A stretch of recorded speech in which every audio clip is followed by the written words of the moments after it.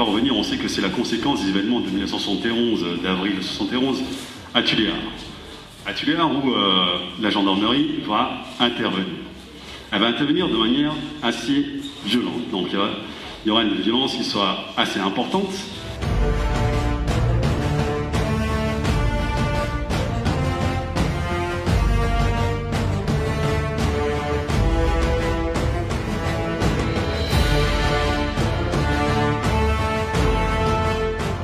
Donc 1972, il y a donc va consacrer donc l'intrusion des militaires en politique et qui va par la suite, comme je le disais, se manifester par une militarisation.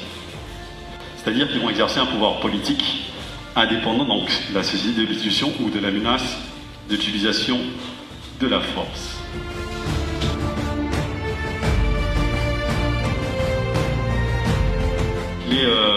Il y aura le transfert des pleins pouvoirs au général Armanansou, qui cela répond au désirata de la population.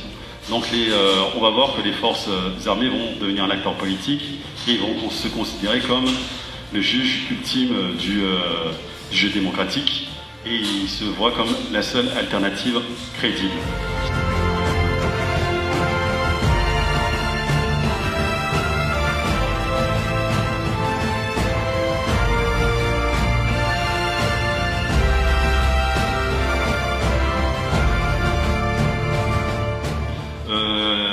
On peut dire que les militaires, donc ces corps habillés, sont porteurs d'une nouvelle gouvernementalité.